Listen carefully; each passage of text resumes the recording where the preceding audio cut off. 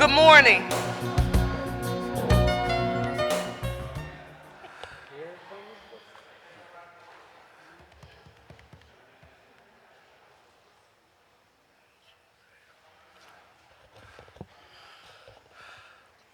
This is the public hearing of the City Council Committee on Law and Government.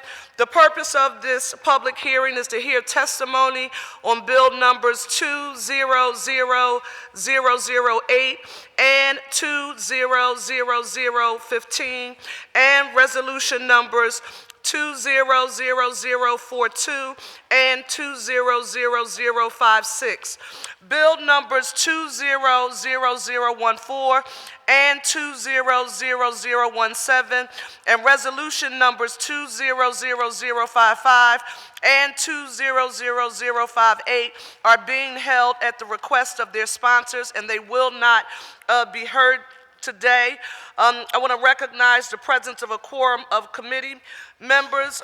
Members of the committee in attendance are Vice Chair Councilman Green, to my left, Councilwoman Helen Gim, to my right, Councilman Jones, along with Council members David O.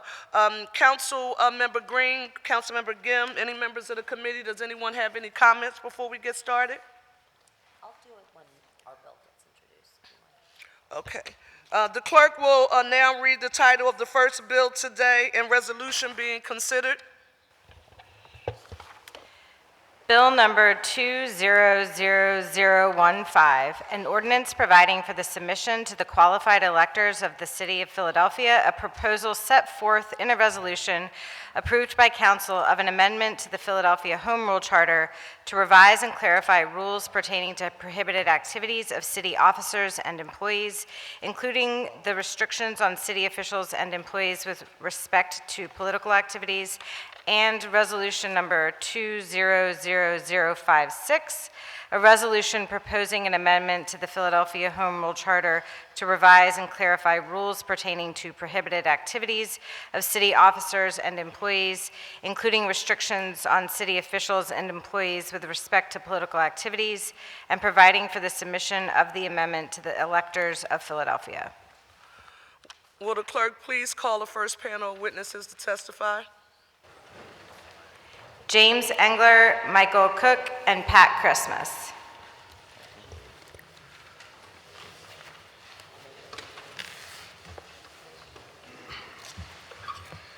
Thank you all for being here. Just please state your name for the record and feel free to proceed with your testimony.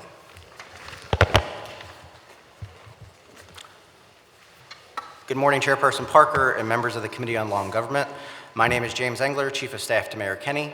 I'm here today to testify in support of Bill number 200015 and resolution number 200056, which propose to amend the Philadelphia Home Rule Charter to revise and clarify rules pertaining to prohibited political activities of certain city officials and employees. The Charter's current restrictions on political volunteering by most employees, as well as by unpaid members of many city boards and commissions, are among the strictest in the nation.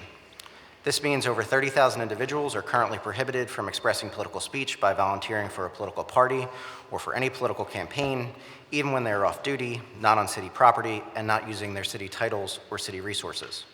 Covered city employees and board and commission members are banned from volunteering for campaigns anywhere in the country and for any elective office. The proposed amendment would allow individuals to volunteer in non-managerial roles in support of candidates for any post except a city office or a Philadelphia-based state office, so long as it is not done while on duty, using city resources, or while using one city title. The more restrictive rules on political volunteering currently in place would still apply to those working for the city commissioners, the district attorney's office, the police department, the board of ethics, and by amendment today, the sheriff's office. The administration appreciates the importance of regulating city employees' political activities in order to avoid real or perceived appearances of corruption. Many of the current prohibited political activity rules are untouched by the proposed charter amendment. For instance, most city employees cannot serve as committee people or ward leaders. No appointed city employees can engage in political fundraising. But almost 70 years after the Home Rule Charter was adopted, and after decades of changing and expanded interpretations of political speech, now is the right time to revisit the continuation of these prohibitions. This is particularly important because these restrictions require employees to surrender their basic First Amendment right as private citizens. The proposed charter change is a sensible balance between preserving and respecting employees' constitutional rights, while at the same time keeping political volunteering out of the workplace. If approved by the voters, most city employees and board and commission members would be permitted to volunteer in off-city time for candidates for federal offices, such as the U.S. President and U.S. Congress, Pennsylvania statewide offices, such as the governor, lieutenant governor, attorney general, treasurer, auditor general, and the Superior Commonwealth and Supreme Courts, and non-Philadelphia seats in the General Assembly. They could also volunteer for candidates running in races outside of Pennsylvania. With the remaining prohibitions in place, the city's political activity restrictions will still remain amongst the strongest in the country. The administration is confident that the balance struck here poses little risk of undue political influence, and the increased penalties for noncompliance will provide an additional deterrent.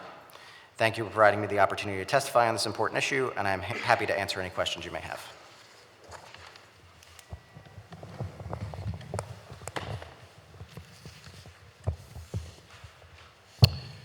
Good morning, Chair Parker, Vice Chair Green, members of the committee. My name is Michael Cook. I am the General Counsel for the city's Board of Ethics. Thank you for this opportunity to speak on this legislation, which would revise the political activity restrictions found in Section 10107 of the Home Rule Charter.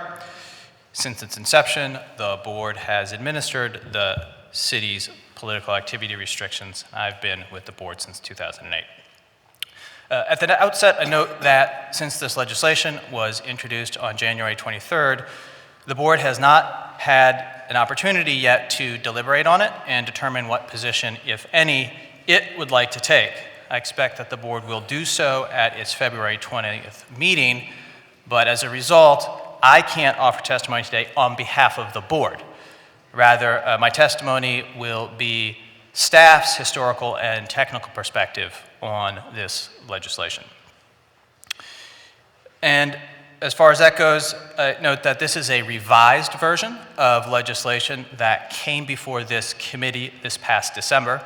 I testified at that hearing on behalf of the board to express their concern that given that the drafters of the charter saw the political activity restrictions as extremely important to the new form of city government, it is critical to take great care in making any change to these provisions. Others who testified at that hearing, and at least one member of the committee, expressed concerns about the type of activity that the proposed change would permit city employees to engage in, and also the fact that the rules would be changed for all employees regardless of the nature of their duties. As I testified in December, the board's primary concern was that time be taken to evaluate these issues and avoid hasty changes that could result in unintended consequences or a rule that would be difficult for city employees to comply with. Given that it's only been about a month since the last hearing, a little more than a month, and given that this legislation is moving quickly, I expect that the board will voice similar concerns when it takes up the matter at its February meeting. But that said, I anticipate that the board will appreciate the fact that the revised legislation does address most of the substantive concerns raised at the December hearing. And I expect the board will also appreciate that staff have been able to engage with Councilmember Green's office in order to explore areas of concern and discuss specific legislative provisions and responses to the concerns that were raised at the hearing. In particular, I think that the maintenance of stricter rules, for the city commissioners, the district attorney's office, Board of Ethics, and the police department are extremely important, given the role that those offices play in administering elections and with regard to public safety, and agree with the proposed amendment that the addition of the sheriff's office to that list would also be beneficial. I think that the limitation of permissible activity to non-managerial volunteer work is important to ensure that city employees do not become overly entangled in partisan politics or in campaigns. And then lastly, given that when the board discussed the prior legislation in, I guess it was November, at its November board meeting, it expressed interest in seeing an update to the penalty section of the charter. I expect they will be pleased to see that this version of the legislation does that as well. So in closing, I'd say that while I do think that the proposed change would present some compliance challenges for city employees, what with new rules, and the fact that they would be able to participate in some, but not all, campaigns that are based in Philadelphia. It will be a challenge with the new legislation going into effect, and our office would, of course, update our education materials and our regulations, and would try to offer expanded training to help employees with the transition to the new rules. All that, of course, will put further demands on our already limited resources, but it would in any event be something that we would prioritize, certainly to make sure that city employees know what they are able to do and not able to do under the revised rules. So that concludes my testimony, and I would be happy to answer any questions that members of the committee may have. Good morning, Chair Parker. Hear me? Yeah, there we go. Good morning, Chair Parker, Vice Chair Green, and members of the committee. My name is Pat Christmas. I'm the Policy Director for the Committee of 70. I am also pleased to be back here testifying about the newest version of this particular proposal. To avoid touching on ground that we've already covered, I'll avoid reading my testimony verbatim.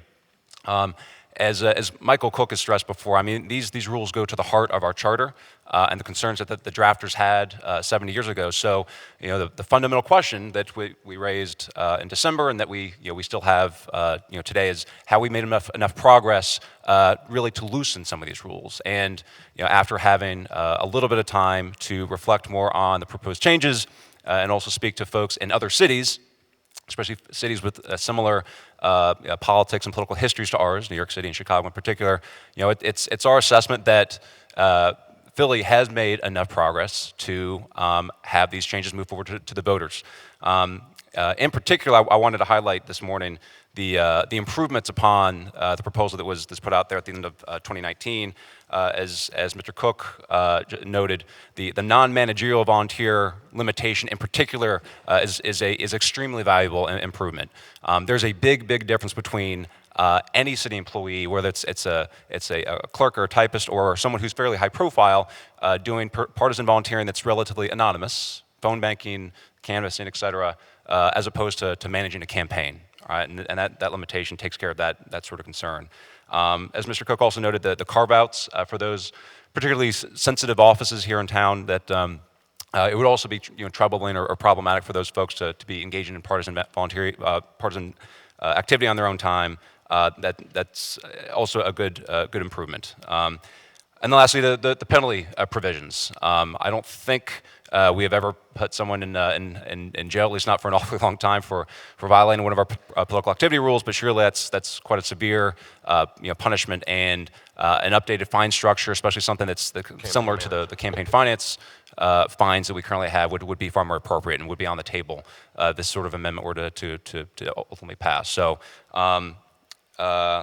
that's all I have this morning. Happy to take any questions. Thank you.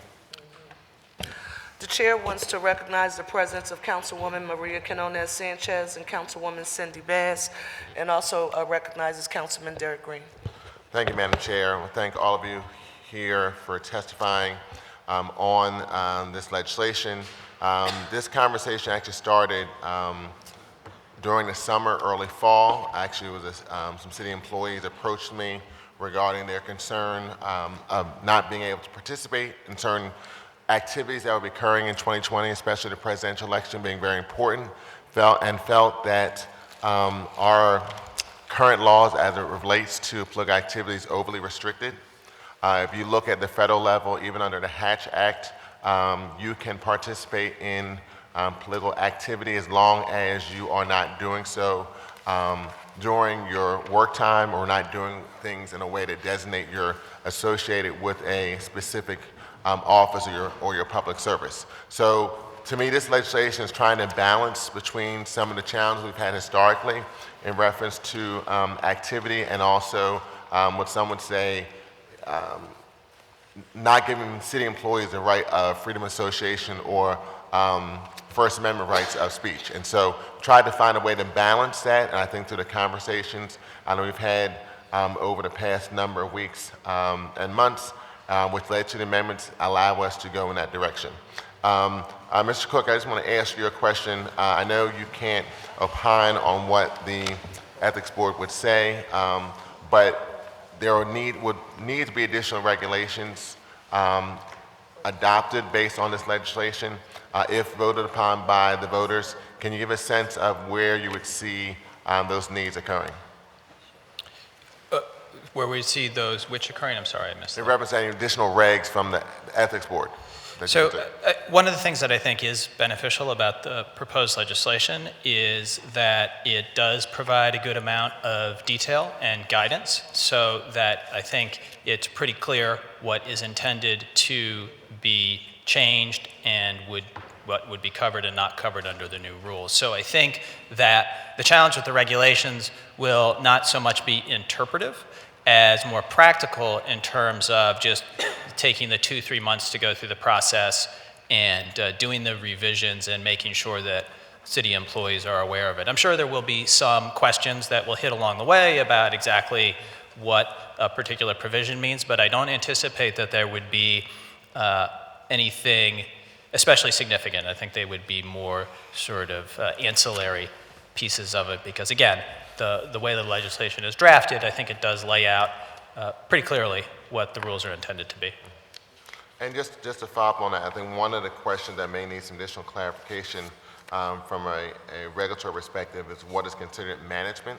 Yes. I know we've tried to work with the Ethics Board and the staff over the years and trying to give more guidance on different things. From my perspective, manager would be campaign manager, a political director, as opposed to someone just giving out literature. So I know you can't give a full perspective, but those are some of the things I think we would need to provide some guidance, some clarity, because I think part of the challenge and why this type of legislation is needed, and we'll also need to do a public education campaign about this, is that you have a number of city employees who believe they can't sign a petition. You have a number of city employees who believe they can't make a contribution, which is their right if they want to in their own perspective. But that's one of the issues because of some of our very restrictive, our very strong restrictions on political activity. You have various employees that feel they can't participate, which should be their civic right to do. And so this helps to provide some additional opportunities. Also, we have not had the participation levels that we need from a city as a whole in elections. And so anything we can do that can provide those opportunities, I think, are beneficial. Understood. Thank you. Chair recognizes Councilman Jones. I think, Councilman O. so when we look at a 15% on average participation rate for elections, every little bit helps. And for people not to have fear of retribution based on their employment is a very important clarification to people. So let me get this right. When you say no municipal elections, you're talking about the row offices as well, correct? So you can't have a municipal employee work on the city commissioners or district attorneys or any of those.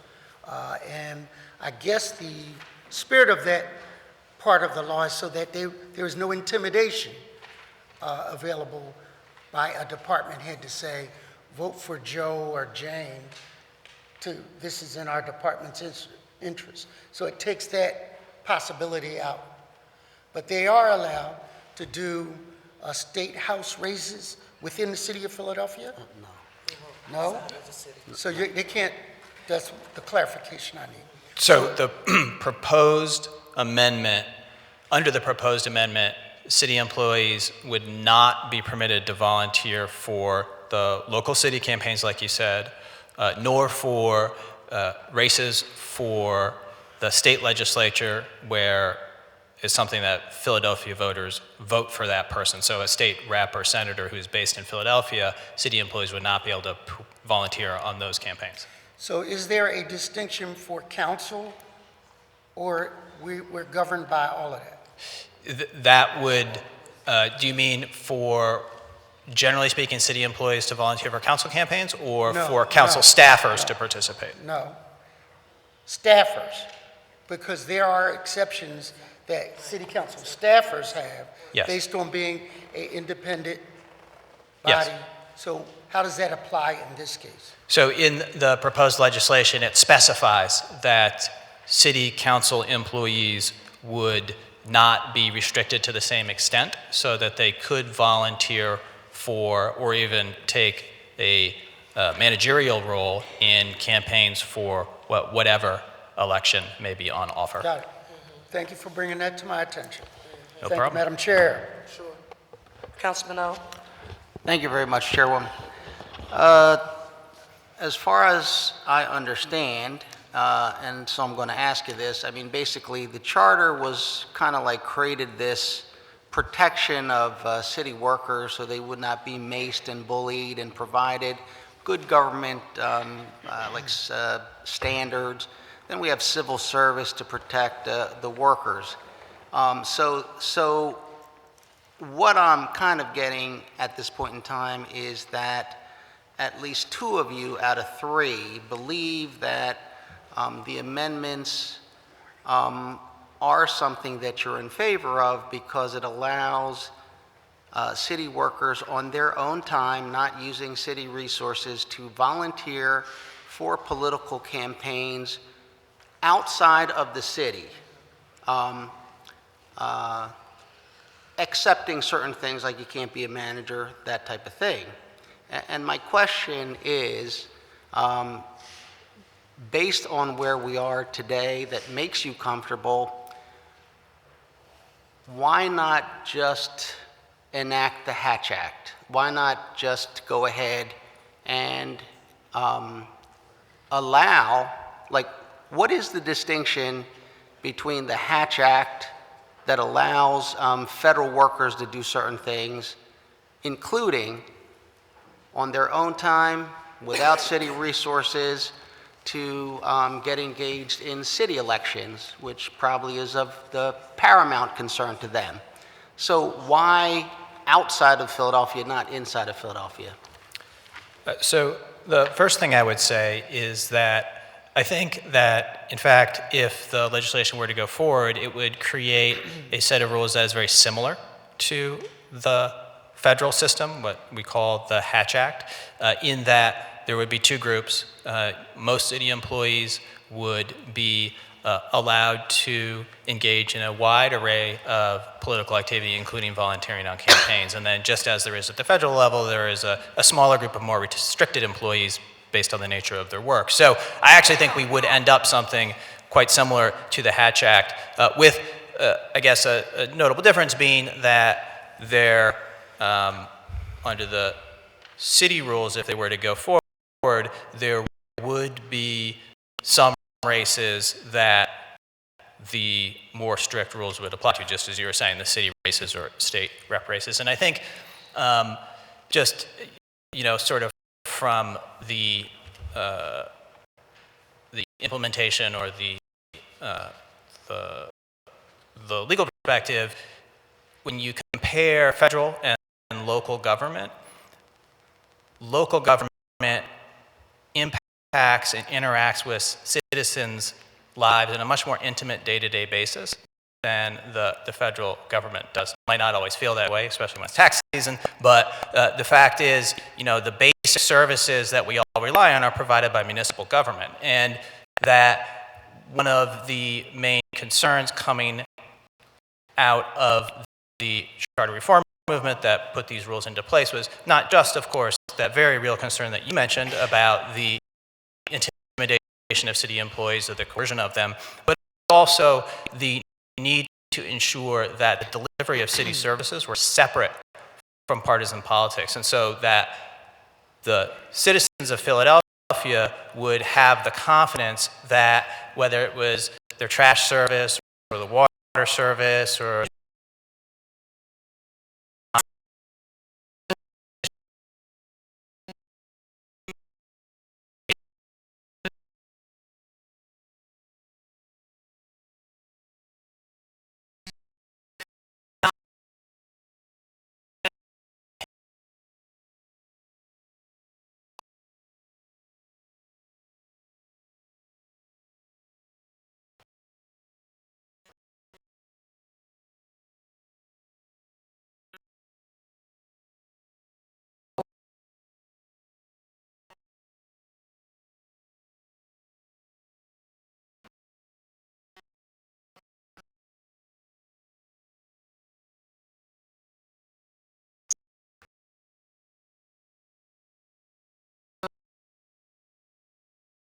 volunteer, phone bank, go out and host different partisan type things, if, you know, that is a concern.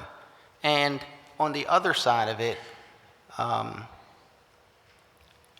me personally, I mean, First Amendment wise, I don't actually have that concern. I just think, like, if you're a city employee and you want to run for office in Philadelphia on your own time, your own expense, your own resources, go ahead. So why split there? Why split the baby there? Why not just go all out? You know, if you're a city employee, be responsible, use your own resources, go campaign for city council, be my guest. But why cut the line there? So I think the difference would be, you know, as an example, so under the new rules, a city employee, say they had a friend or a family member who was running for office in Harrisburg, so they could go volunteer for that camp, or more than volunteer, they could, you know, take a, well, volunteer, help with the campaign for their relative in Harrisburg.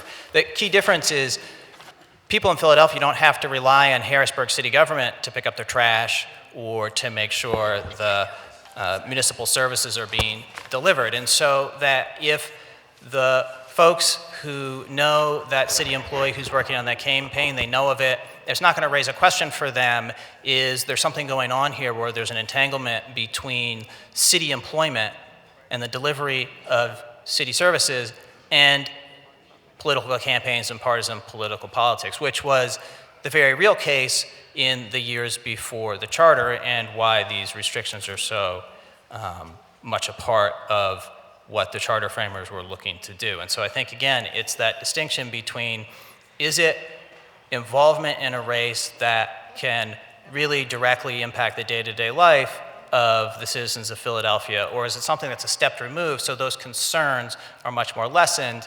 And I would imagine that's the reasoning behind proposing the change in this way. Thank you for sharing your opinion. Councilwoman Gill. Thank you very much, Madam Chair.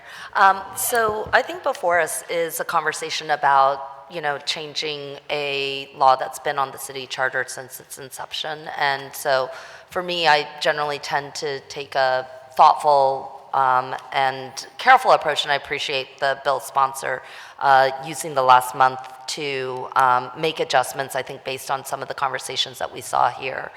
But I did want to ask some clarity. So, and this may be from the bill sponsor himself, but if the bill, if this goes on to the charter and the voters were to approve it, how soon would the bill then, how soon would this go into effect for city employees? Would it happen, the election, I believe, is on April 28th, and I assume the goal would be to put it onto the April 28th ballot. So how quickly would it go into effect?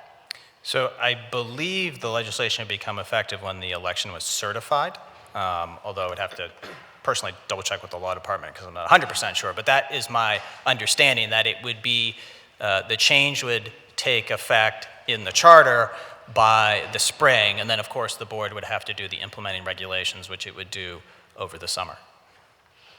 Does it actually not go into effect until the Board of Ethics does the regulations on it? Or No, does it go into effect and concurrent with it would be the Board of Ethics regulations around it? It would go into effect on its own. Okay.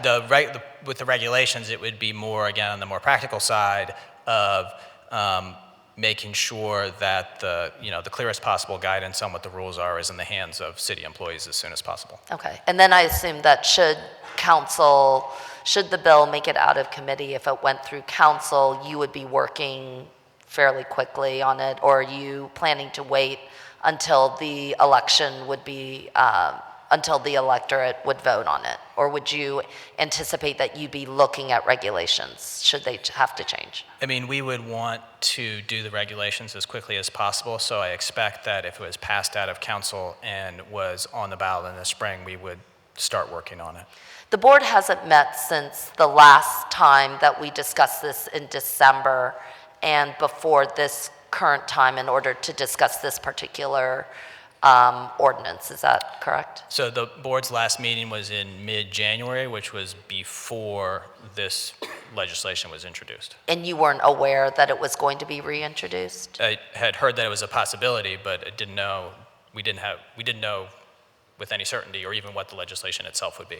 Were you involved in any conversations between December and January about potential changes to the law? Yes, as I said in my testimony, we're very glad that Councilman Green's office was open to having those kinds of conversations with us and in particular hearing suggestions that we had to make, again, from the sort of technical perspective of, we heard these concerns at the hearing, anticipate the board would share those concerns, and, in terms of how you might address them, there could be specific provisions in the legislation in order to mitigate those types of risks and concerns. And when does the Board of Ethics meet next?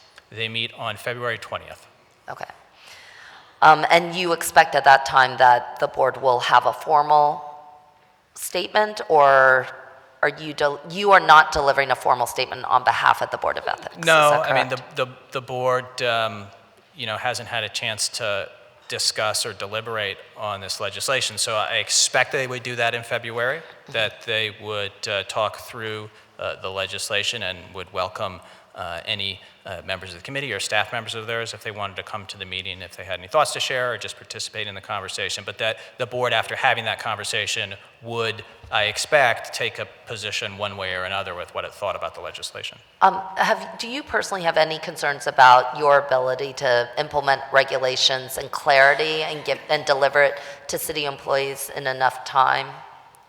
So, I always have a concern when something significant changes, just as a practical matter. You never know exactly how it's going to play out or how folks will react to the new rules. I'm confident that we will get the regulations done.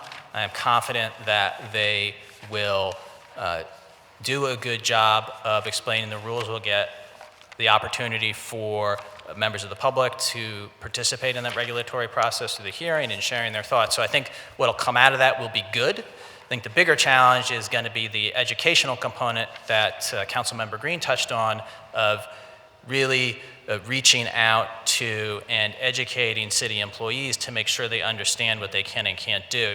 Fortunately, we have been, for the past few months, really increasing the number of staff that are participating in training, really ramping up our training program. And so this will fit into that and will sort of fit into a framework where we can reach out to people. But I think that's going to be the biggest challenge.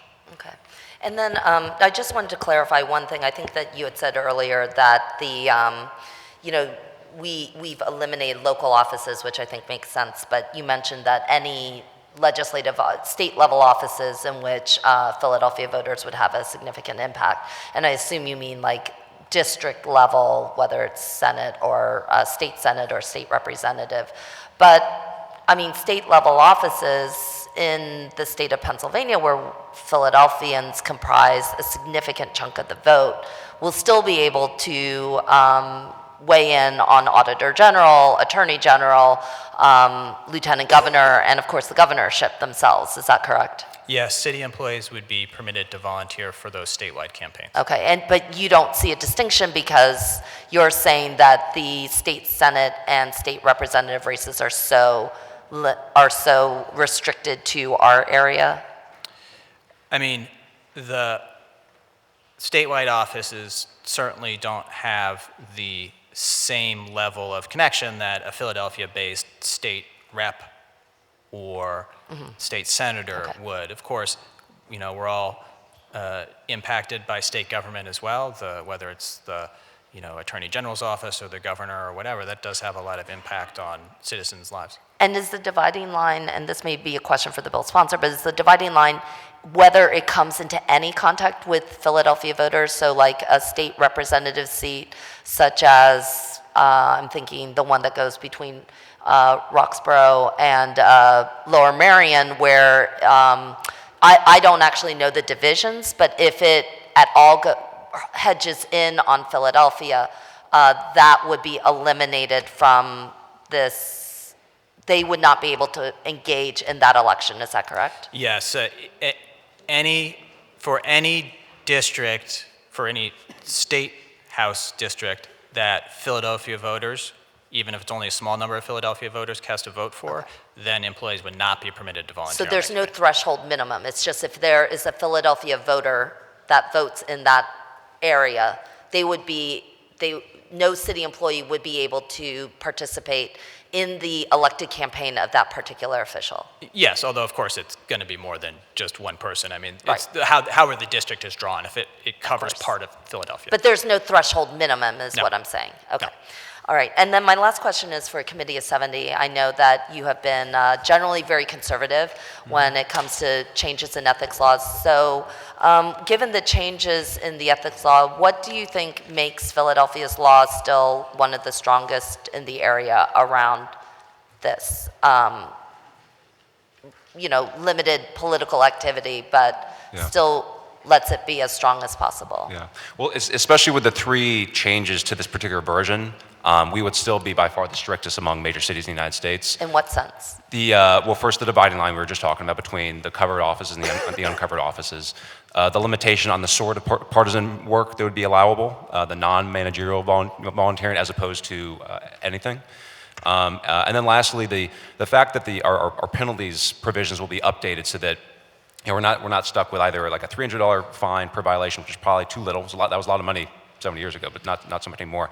And putting someone in jail, which I don't think we're going to do. We haven't done that either. To give ourselves a latitude to modernize the fine structure there is a notable improvement. So those changes make us feel much more comfortable. I mean, I'll acknowledge like this particular reform is not at the top of our wish list for charter changes, but I think it's important to acknowledge that if things have gotten better in Philly, then our rules should reflect that. And I think haven't that's the often case heard here. you say that things have gotten significantly better in Philadelphia, so Yeah, I'm I think that's interested in hearing why you would support or be generally neutral. Yeah, I mean, I think things haven't gotten better. I think that's actually a story that doesn't get told enough in this town. You heard it. We You heard we it, have Chairman Parker. we have an awful lot of like headlines that come up. Some are around real things, some not. And then there's still a lot of folks who do break the rules, and sometimes they're not city officials, they're state or federal folks who don't have the same rules or oversight. But I think it is important to note that a lot of things have changed between now and the mid-20th century. And then over the last 15, 20 years as well, I was stressing this in December. Our independent board of ethics, pay-to-play rules, campaign finance, I mean, all that stuff has had a real effect, and I think we have to acknowledge that. The other thing I was able to do over the past couple months is speak to folks in other jurisdictions, and what I learned generally was that the issues with political activity violations can kind of fall into 2 camps. One is around folks who accidentally trip over the rules, and I think that's especially given these changes would go into effect this year, that I think that's a concern. And I know Mr. Cook and his office do everything they can to get the regulations done and get the training materials out there, run the trainings, but that's still a concern of ours. Folks will accidentally trip over the rules. And then also, this is, I mean, less common. There are also instances, we've had them here in Philly, other cities have had them as well, where there's pretty egregious violators. In New York City, for example, a DA race in 2013, the incumbent district attorney and a handful of his associates spent all sorts of time and city resources doing whatever they want to do. So for those sorts of folks, I'm not sure if it matters what the rules are. But those instances are generally pretty rare. So you're right. We are certainly conservative about changing the charter, especially around these rules, and which is why this gave us pause at the end of last year. But we do feel much more comfortable with it, especially given these changes. Okay, thank you very much, Madam Chair. Chair wants to recognize the presence of Councilman Brian O'Neill. Councilwoman Sanchez. I'm going to try to ask this question, and the irony of me asking this question. We have such a hard time recruiting people to be committee people, election boards, and I say this because I know folks who've worked with us, for instance, who work in a council office, can't serve on an election board, given your recent rulings and stuff. How do the folks from those offices that we're now restricting further, the sheriff's office, DA's office, and commissioner's office, feel about this? So, Councilwoman, with regard to the restriction on employees serving on election boards, that's actually restricted not by the political activity restrictions, but by the dual office holding provision of the charter and by the state election code. So this legislation wouldn't affect that, and actually our office doesn't administer those provisions. So I don't, certainly hear very often from the folks at the city commissioner's office the challenge they have recruiting folks to participate on election boards. And I don't think that this legislation would affect that one way or the other, since it's not this provision that prohibits them serving on them. So unfortunately, there's not going to be, from this legislation, relief for them in that regard. But we are adding more restrictions to the DA's office, sheriff's office, aren't we? Or codifying those? So they would stay the same as they currently are. The effect of the legislation would be for folks in our office and those other ones that you mentioned, that the rules would just stay the same. They would become more relaxed for the other city employees in the sense of allowing them to volunteer for certain campaigns. Okay, so as I read the law, maybe the bill sponsor could clarify this for me around the amendment. In section B, it says the exemption for participation in non-managerial volunteer activity in support of a candidate shall not apply to an employee of office, city commissioners, or district attorneys. So why are we listing them? I believe the concern was, and it was something that's expressed at the hearing in December, was that given that these offices administer or have a very significant role in the administration of elections, and also that's true for all of them, including the police department, but also with the police department with public safety, also the district attorney's office of public safety, that those are offices where, from the point of view of maintaining the public confidence and ensuring the separation of the delivery of those services that are so essential to the functioning of the campaigns themselves, that's something that it's important to keep any partisan politics or entanglement with campaigns out of, which again is the same approach that they take at the federal level, which the Hatch Act. Okay. So I guess the devil's always in how you operationalize it, and I just want to make sure that in our messaging, we want to have increased participation. That is the spirit by which this is being introduced. How do we create a pathway for folks to have their First Amendment right to be engaged? So my concern is just, again, because I know between the commissioner's office and other places, filling these volunteer roles gets more complicated, right? We have hundreds of spots that are open, that the messaging and how we message this and how we operationalize it is important, because then it becomes the people who know how to get around the rules, who are better informed, who have the good lawyers figure it out, and then everybody else is like, I got to be hands off because we're scared, right? So just, we have to be cognizant of that. And again, the irony of me saying that. Thank you very much. Absolutely. Councilman Green.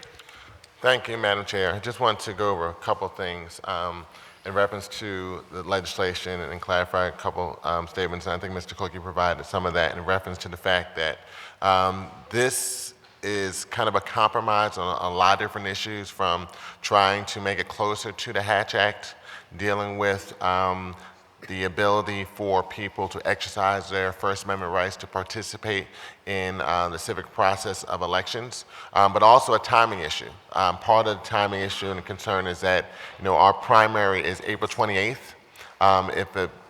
If we want to have anything on that ballot, it would have to come out of committee basically this week. And so there are those who really want to participate in political activity in 2020 because of the importance of this year. I take the opinion that this aspect of our city laws would have been changed years before if someone that had resources decided that I'm going to sue the city. And I think based on the commentary made by the law professor at the hearing in December, that person probably would have won. From my perspective and my legal analysis. People can differ with that, but I do think that it would have been somewhat hard to defend the overly restrict nature of our restrictions on political activity if I want to express in the privacy of my own time, not designating or showing that I'm part of the city employment, that I want to volunteer for a campaign. And we could have gotten a situation where it's become much more liberal than what we're trying to do today. And this impacts us in a very real way. I was talking with Pat Eiding from the AFL-CIO last week.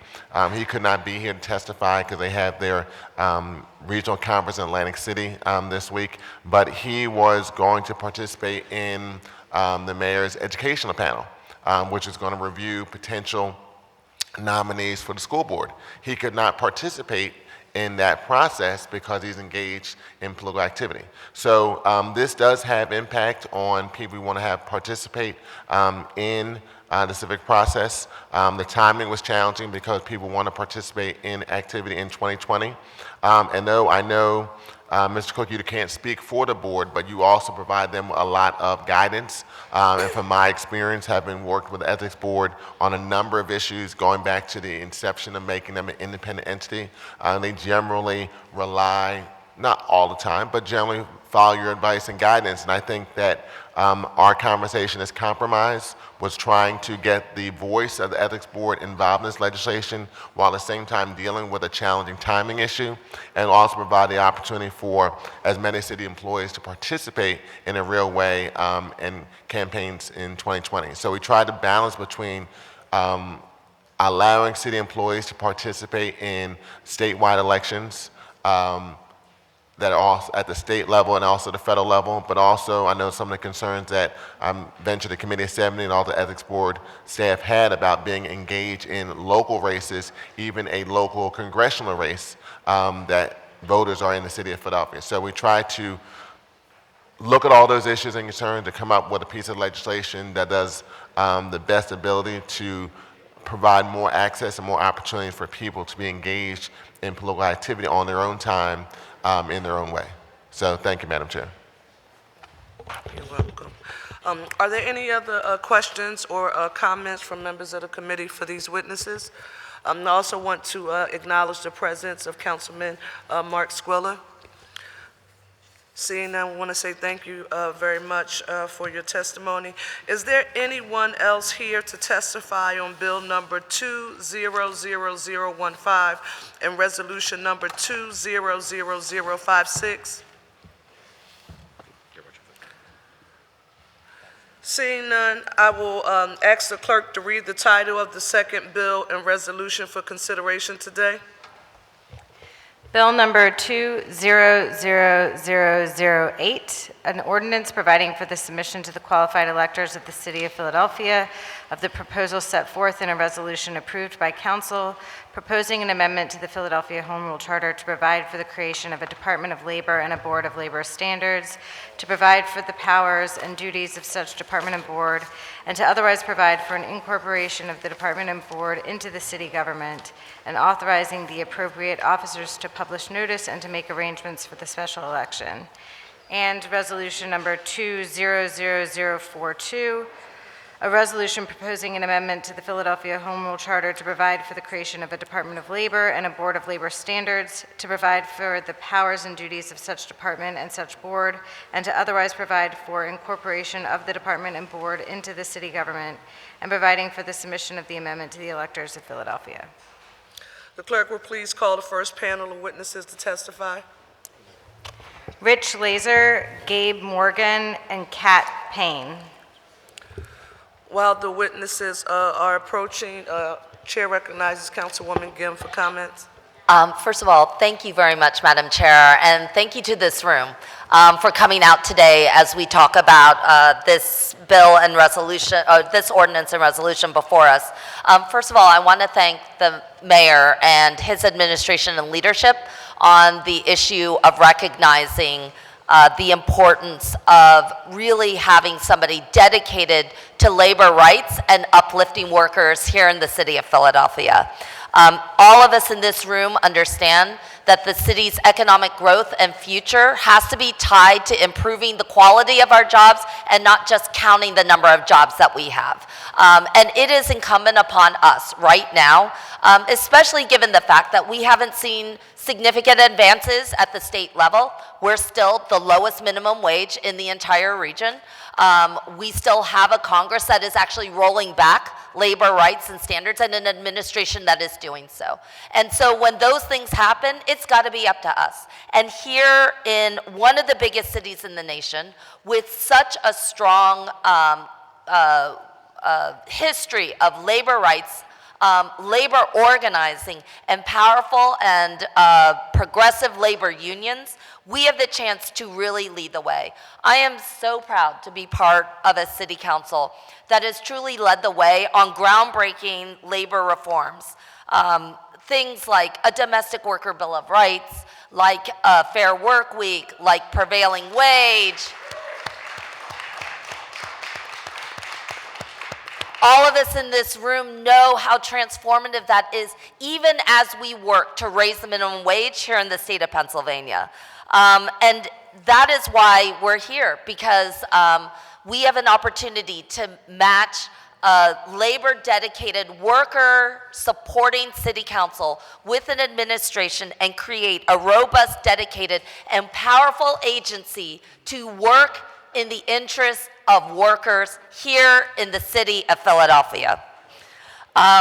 So our rights, the rights that we've created here through City Council, are only as good as our ability to educate the public and our fellow neighbors that they have these rights, to educate our employers that we will enforce these rights, and to ensure that we have a path to making sure that these things are upheld here in the city of Philadelphia.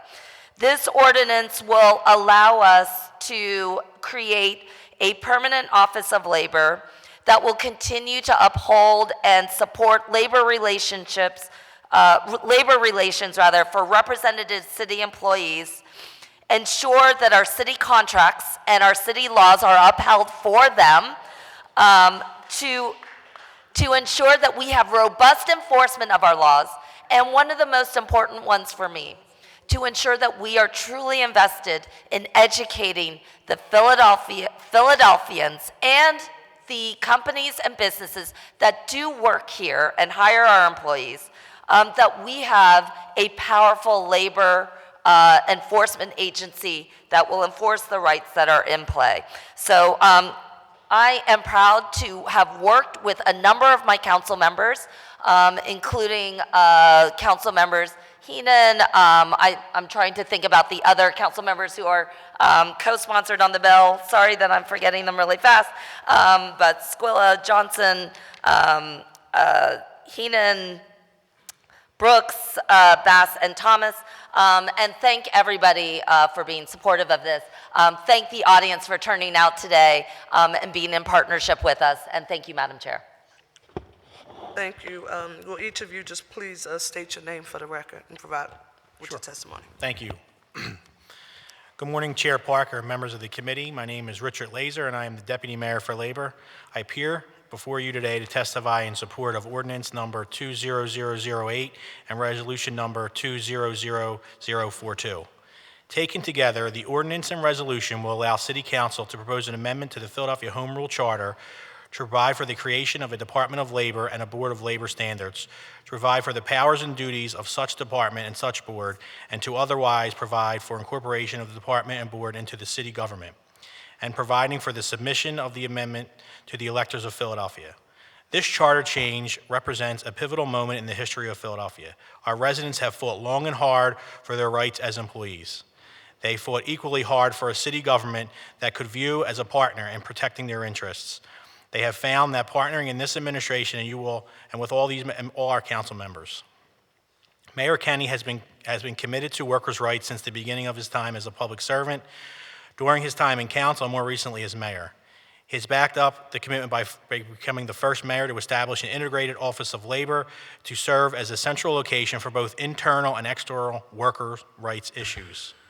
However, as we all are aware, mayor's offices rise and fall depending on the priorities of the sitting mayor. This administration is aligned with council in thinking that there should not be a threat to the Office of Labor simply going away when this term is done. Every day, my staff hears from private sector workers who suffer from workplace abuses such as wage theft, refusal of sick leave, and threats of retaliation. We hear internally from dedicated city employees who may be the victim of harassment and turning to us for support. And we hear from our labor unions about grievances and the technical details of the contract rules. And we know that these issues will not go away after this administration completes its last term. Establishment of the Department of Labor through charter change is the right way to ensure that these issues remain at the forefront of any future administration. It is the natural evolution for the Mayor's Office of Labor, and it's the culmination of years of work put in both by my staff to build out an enforcement capacity and by City Council through the successive worker protection ordinance that you have passed. On behalf of the Mayor, I'd like to say thank you and also thank the sponsors of this charter change amendment, and also thank Council for working with us to establish a permanent Department of Labor, and look forward to all our continued collaboration on worker protection issues. That's all my testimony at this time. Thank you. Hello. My name is Gabe Morgan. I'm the Vice President of SEIU 32BJ, which represents 15,000 cleaners, engineers, and maintenance workers, security officers, airport service workers, the majority of the blue-collar workers in the Philadelphia School District, and 175,000 other members in similar cities throughout the Northeast. I guess more importantly for this, we are a union that's organized 5,000 low-wage workers in Philadelphia in the past 4 years. And what we've seen over the past 4 years in the city has been a very dramatic change in the way the city itself has approached both the issues of poverty and the issues that people experience at work, a change for the better. You know, in this country and in the city, the vast majority of the people work in the service sector. That is where most people are going to work for the next 30, 40 years in this city and in this country. And unfortunately, throughout the service sector, employers have long had practices of doing things like not giving paid sick days, not paying living wage, not giving people paid time off, not giving people child care leave. The biggest employers in this country are known for those sorts of practices, Walmart, and you can kind of go through the whole list. And we've seen that and saw that with thousands of security officers, and we've seen it in hotels all across the city, but I know you're going to speak to that. We saw that with 3,000 airport workers who were making, many of them, $5 an hour with none of the things 5 years ago that have been passed by this council. Most recently, this council passed the first just cause legislation to address parking workers, where we found folks who were routinely exploited at work, not given the slightest bit of dignity at work, and are continuing to be paid poverty-level wages. And because the state government and the federal government have failed to act, not just over the past 5 years, but over the past 30 years, to really address those issues, it's fallen on cities to step in, everywhere in the country, to stand up and fight for the workers in those cities. And that makes sense, because frankly, that's where the economy of this country is. It's in cities like Philadelphia. That's where most people live, that's where most people work, that's where most people are gonna live, and that's where most people are gonna work. It's in major metropolitan areas like Philadelphia. And so when employers won't do it, and the federal government won't do it, and the state government won't do it, you need folks like this council and like this administration to step up and fight for the citizens. And that's what we've seen happen. But after these laws get passed, that's really when the hard part starts. It's when you actually have to enforce the law. It's fine to pass a law, and I know, I mean, I've worked with a lot of you, almost all of you, and I've passed, you guys have done really amazing things for workers in the city over the past 5 years. I mean, it's tough. And this has been the first time we've had an administration, at least in my experience, that's actually tried to figure out how to enforce the things that council does to try and help workers. But I think what they found and what we found is that enforcing these sorts of legislations is difficult, and it requires people to get up every day and think it's their job to make sure that workers get the things that this body has legislated for them. And that job, candidly, at this point, has fallen to the political will of an administration trying to figure out how to corral lots of different departments to try and make that happen. And they've made much more progress with that. I mean, our members can speak to that, just in prevailing wage, for example, where that law was passed. In some ways, you'd think this would be the easiest one.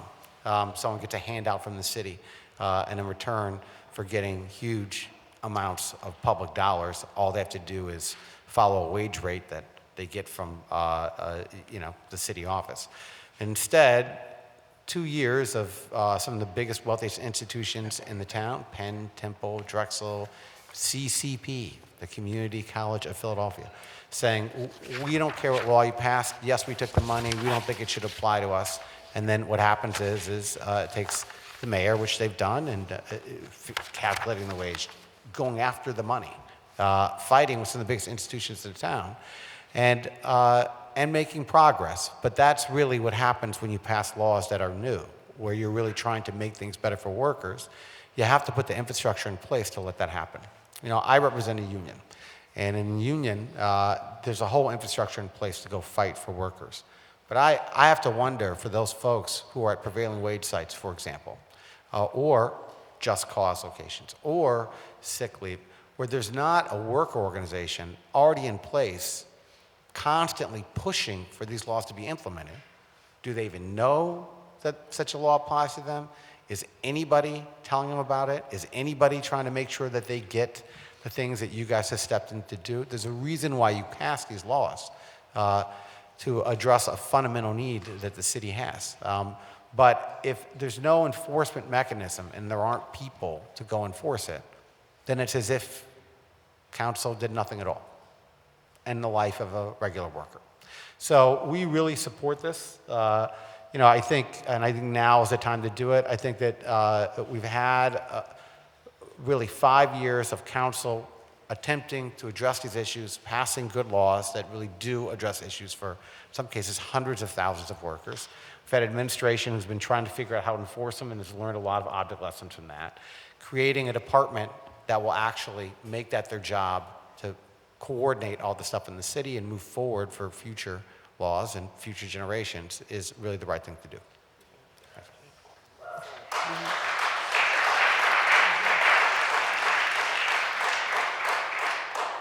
Good morning. My name is Kat Payne. I work at Marriott on 13th and Market Street. I pass through the City Hall every day. I am non-union, so you can see why this is so important. At my job, because we are non-union, and when the work gets slow, we might not get our days. We might get phone calls the day of when we're getting ready for work. I've been on the train on my way to work and would receive a call. Hey, Kat, you don't have to come in today. We're slow. We have too many people. Imagine a mother that has children. I am one of them. Imagine having to pay your bills and you get that phone call. Don't come in today. We don't need you. At the hotel, we clean rooms for people that can afford it. I clean rooms so I can afford the room where I live in for me and my children, as well as the many other non-union workers. We are fighting poverty. We are fighting homelessness. We are fighting for our dignity when we go to our jobs every day. It's not secured. So when the Fair Work Week passed, so when I was asked to help to pass this bill, I was so excited and willing, like I am today, to speak to many of you and asking for your support in getting it passed. And because of your efforts and your hard work, you were able to get it passed for us citizens in Philadelphia that works in the service industry. Thank you so much for caring about the little people. I also was asked to talk about making the office, the labor office, independent. And again, it talks about support. Philadelphia is also a Greek word. I think I heard it this morning in a commercial, is philia. So aren't we the city of brotherly love? Aren't we a family? Union workers get support. Non-union, we always fight for support. So in having the labor union be independent, it will ensure our wages, our rights, our dignity, our financial situation for our children, and for us to have a room. Don't just have me just cleaning rooms and then I become homeless. Don't just have me cleaning rooms and I don't know how I'm going to pay my bills if I don't go to work. We need the labor office to be independent. Y'all have helped us so much so far. We are in 2020. We are a city of progress. I walk through the streets every day and I see the progress that's being made. We are in 2020. We are a city on the move. Help us in making the next decade great. Thank you.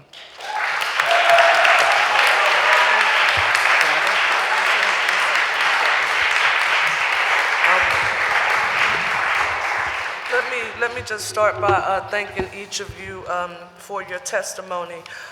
Mr. Laser, prior to us getting started, you and I talked about the text of the resolution and relative to the board. And it says the Board of Labor Standards shall be composed of 5 appointed members, and then it gives a list. However, I just want to note for the record as we see who is listed here, 1 member shall be among representatives of labor organizations in the building and construction fields, 1 member from among employers in the building and construction fields, 2 members of the public, and 1 city employee. I look forward to working with the administration. Now, we don't have to scramble to try to get it done today, but on first reading, I will be offering an amendment to include other unions like SEIU or Unite here, and to codify it so that it is very clear. In addition to that, our municipal union, District Council 33, we also have 47. So we'll work to figure out how we can ensure that we sort of even further enhance and include that different parties have a seat at the table. So I look forward to working with you on that one.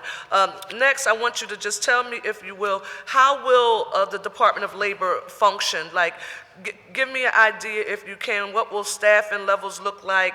What are like the reporting structures, primary functions, performance metrics? So just when we first came in and we created this Mayor's Office of Labor, we kind of went through government and pulled out different units that were in MDO, maybe in commerce, or solely on their own, created by executive order. And we kind of pulled them into 3 different units underneath of myself to lay it out.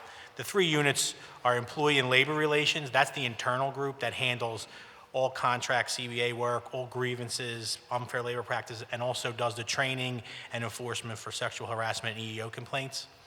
So that'll all be internal, and that deals with all our internal workforce. The other 2 that are external mostly are the prevailing wage labor standards unit that sets prevailing wage for public works projects, and as Gabe had mentioned, also sets prevailing wage for institutions that give financial interest from the city. So we set those rates as all for building service workers. So that unit does that. And then the 3rd unit, the newest unit, which a lot of members in here have worked with very closely, is the Office for Benefits and Wage Compliance. That's the group that handles all of our external worker protection laws, paid sick leave, wage theft, Fair Work Week coming, Domestic Workers Bill of Rights, and also 21st Century Wage. So that unit also works on all those bills. So that's the newest unit that we've created over this year with the help of many folks on this up here in front of us. Got it, thank you. Chair recognizes Councilman Green, and then we'll come to you, Councilman Jones. Thank you, Madam. Thank you, Madam Chair. I want to thank the sponsors and all the people who worked on this legislation to bring this to the voters, to change the charter, to make this a permanent office, something definitely very needed.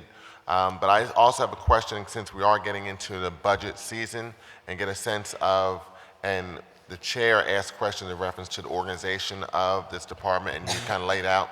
Yep. But also the question is, what type of resource will be allocated for this new department? Because in order for to really have the ability to help the young lady testified today and others who really need the benefit of the work that Gabe and so many people have done to get this type of legislation on the books, is the enforcement. So I want to get a perspective, and I wish Jim England was still here to give us some perspective on the type of resources that will be allocated to really make this a functioning department, to especially enforce some of the issues that need to be enforced in our city. Yeah, correct. So as I said, thanks to all the folks up here, we have gotten increases specifically in the 1 unit does a lot of the outsource protection. But We did put it, we're going through the budget process now, and I'm sure we can meet, and I can speak about our priorities, and I don't want to jump in front of the mayor's budget address, but we are asking for additional resources for staff in all the units so that we can do more work with outreach and enforcement, but also in some of our work internally to deal with any type of training for sexual harassment and EO complaints, and trying to more centralize that complaint process and investigation process. So there will be a budget ask for us to continue to and grow in employees in those units, but we can speak. So right now, within the Mayor's Office of Labor, how many employees are there? So there's total is about 33 in the whole group of all the myself, folks that work for me, and then the 3 different units. Okay. And then that's, so when you gave a breakdown of how this new Department of Labor would function, I got the sense that the existing entity, that would be that 33? Correct. Correct? So, and there's 2 new entities that are coming on So board. the 33 is all the groups, so I can break it down so the Employee and Labor Relations Unit, there's 14 folks in that group. There's 10 in the Labor Standards and Prevailing Wage group, and then there's 6 in the newest, which is the Benefits and Wage Compliance group. That's the newest group that we continue to grow. Okay. Do you anticipate any increase in the staffing for the newest group? Yes. Can you give us a range of that increase? I would like to get the number similar to the other 2 groups. I don't know if we can get there all in one swoop, but I'd like to get that number to the same as the other 2 groups, between 10 and 15. 10 to 15. And based on that increase of additional employees, do you think that'll be sufficient to do all the things that are needed to really do the enforcement? Because we have adopted a number of pieces of legislation that require a lot of enforcement, and even just in one of those bills would require a certain level of staffing. Yeah, I mean, one thing we're also looking at is a community re-grant program like other cities do to help promote the laws. So I think that's a big piece. As the councilwoman said, we really want to make sure people know about them and can even call and ask questions about it, even if they're not sure if they already get it or not. But I think the goal is how do we continue to outreach? Because I think outreach then drives the questions, whether it's enforcement, whether we need to do more enforcement in a certain area, and then it also spreads the word that these laws are on the books. I think the biggest issue is outreach that we got to continually to hammer home on. Right, and so that in order to do that outreach, that also not only having staff, but also anticipates doing information in publications, we maybe do a all separate that. website, all that type of material, which also costs resources too. Correct. So are you able to give a perspective on what your budget ask was? I don't want to jump in front of for the whole, because we're still going back and forth with budget, and like all the other departments are. So I'd like to, I can sit there and we can go over it, but I don't want to talk about it now because it's not finalized. Right, I'm not asking you to say what the finance director and others said, this is what the number is going to be, but can you give us a perspective of what your ask was? My ask was for additional, you made an ask, so. You made an ask to the administration. I did. Like, we need to have this range. Yeah, I think it's to the extent you feel comfortable. Between additional 5 to 800,000. Additional what? 5 to 800,000. Okay. I was curious, because that could help us get an understanding of what your ask is compared to the staffing, and as we go through this process, that'll give us some perspective in reference to where the Finance Department and Budget Director decided regarding allocating resources. Correct. Okay. Thank you. Councilman Jones?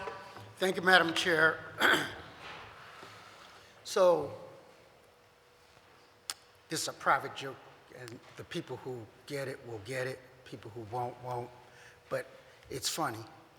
I remember being out at the airport at shift changes at 4 in the morning, not even knowing that there was such a thing until we got out there and did that and marched until people got a living wage increase, and it's still going on.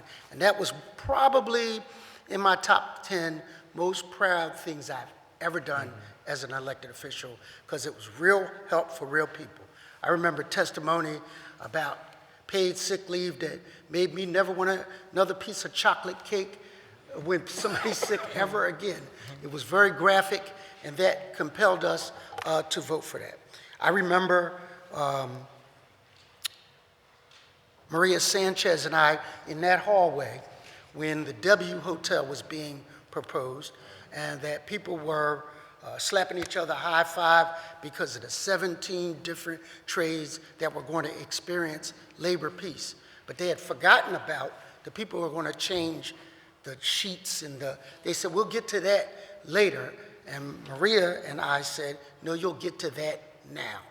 So we are all for, we look at this not just as a labor issue, but as an anti-poverty issue.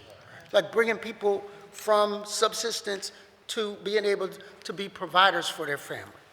I say all of that to say, most recently with the security guards, we took a stand in the middle of Broad Street and said, what? If you come through here, we're going to support folk getting those kinds of things. So we're not new to this. And we then are supportive of what labor can do. But I'm going to tell you right now, it's not enough. Because here's what I want. I want you to also, when you're checking on there, to look at wages and all those other things, is there inclusion of minority and female staff? Because that's a box that can get checked right now. Yep. When we're looking at OSHA, because you had us sit right at this table and fight for over 75 OSHA recommendations to make sure that people on those work sites are safe. So I need to be assured that that box and those boxes are being checked equally to the amount of people's pay. Because what is a paycheck if you're not safe? And your family has to prepare because a crane fell on your head and killed you. So we want a complete list of what you are going to be checking for. And one of them needs to be female and minority participation, because I didn't hear any of that in any of this. So before I approve or sign off on any of that, I know Cindy Bass stood in the middle of this place. I thought we was going to have to call 911 rescue, fighting over for the inclusion of minorities and females on rebuild. Yep. I remember that fight. So we're not going to just add a boy and pass it on. I'm looking for those boxes to be checked, because as important as these check boxes are, some of these people may decide that I no longer want to just work there. I want to own a business that participates in the contract, and there needs to be a clear path to that as well. So I'm looking for those boxes as we look for this. I do apologize for not mentioning it, but we do, the Labor Standards Unit does do workforce diversity reports on public works contracts, and we go through that whole process, and the Councilwoman's been very helpful with that. We also have 2 staffers that work with Rebuild on all the Rebuild projects to make sure that we're working to hit the diversity numbers, but also we work very closely with Rebuild on the workforce diversity training programs that are enacted to make sure that we are finding qualified folks that can actually work into a pathway career into the trades. So that needs we to do be all clearly articulated so that people out there that are watching understand that we're looking out for each of those check boxes. Correct. And there's no box I'm checking for formerly incarcerated individuals as well, right? Correct. We don't look for that box, right? Right. We work the Office of Workforce reports into myself and the Commerce Department, so we work very close with Sheila Ireland and her folks to make sure that we're looking at all these options and all these boxes when we're working hard to make sure we're putting Philadelphians to work. I'll look for that in all final renditions of this legislation. Thank you, Madam Chairman. Councilwoman Bass? Thank you. Thank you, Madam Chair. Good morning. Good morning. Still morning? I just wanted to say a couple of things. And first, I wanted to thank you. Tell me your name again. Kat Payne. I'm Kat. Kat. Yep. Well, thank you so much for your testimony. And I have to say that I think your testimony, with all due respect, I think that your testimony was really the most powerful testimony that we've heard to date about how important this issue is and really what is at stake here. And so I have a sister who works for SEPTA in the subway system, and she usually closes down as she's the last shift at the end of the night. And on many occasions, she's spoken about hospital workers, hotel workers, stadium workers who are coming home at that last shift, and how they're getting off, in the neighborhood, going home after doing a full day's work, and it feels as if the city has left them behind. And when you spoke about progress and how much progress there is in the city, it feels as if there's progress for some people. But with all of the bright, new, shiny buildings that we have going up, it doesn't mean a thing if it doesn't connect with the people in the neighborhoods. So I just really wanted to say thank you for your testimony. I think it really went a long way, even though I think that, this bill is fine anyway. But I just think that it really went a long way in terms of people being able to hear how important it is and the, just really the importance of this issue. I did have a quick question, Mr. Laser, in terms of, I just want to go back, I think it was Councilman Green who was asking about your budget. Yep. And, certainly this is something that should be implemented. And I know you don't have an exact figure, but could you speak briefly in terms of what we're spending now, chasing folks down, trying to enforce, with the instability of the enforcement? There's a cost to that. There's Correct. a cost on the city side, and there's also a cost, most importantly, to the workers who are affected. Yeah, so I don't know if you or Gabe both could speak to that. Yeah, I definitely will get you a total number because we did get during the transfer, we got additional money to hire a few other folks in that unit.